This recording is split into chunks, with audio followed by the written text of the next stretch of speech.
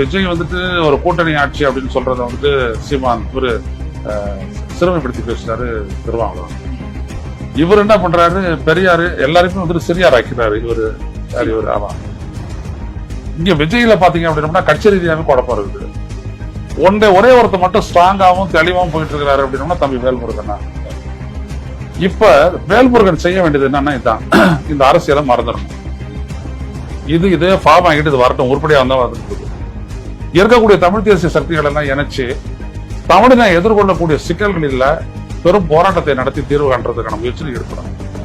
அதுக்கு வந்துட்டு வேல்முருகன் சரியான நபர். அதுதான் இந்த காலகட்டத்துக்கு இப்ப யோசிக்கக்கூடிய ஒரே விடயம். மத்த எதுவுமே வந்துட்டு நிச்சயப்பட்டிருந்தாங்க. ஓகே, நீங்க சொல்றபடி பார்த்தா இவங்க 3 பேர் அரசியலும் அவர் ஒருத்தர் முன்னெடுக்கலாம்ன்றீங்க. இல்ல இவங்க 3 பேரும் இப்ப இல்ல, சுத்தமா இல்ல. இவர் திமுக நிக்கிறாரு, விஜய் என்ன செய்யறாரு அப்படின்றது வந்து நாங்க புரியல. சிவான் வந்துட்டு பெரியாரை எதிர்த்து பேசிட்டு அவர் வந்து அதாண்ட போறாரு, எதை போறாரு அதாண்ட அப்படி இப்படின்னு போயிட்டு நாக்பூர்ல போயிட்டு அவர் இணைஞ்சிருவாரு போல தெரியுது. அறிஞர் ராஜான்றாரு. அப்புறம் நம்ம என்ன எடுத்துட்டு போயிட்டு தலையை முட்டிக்கிறது, இதோட ஏதாவது ஒரு கேவலம். அப்ப மிச்சம் மீதி யாரு?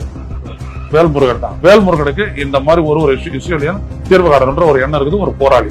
எனவே அவரை வச்சுதான் தமிழ் தேசிய சக்திகள் எல்லாம் ஒன்னா சேர்ந்து மூவ் பண்ணி அடுத்த தேர்தலுக்குள்ள ஒரு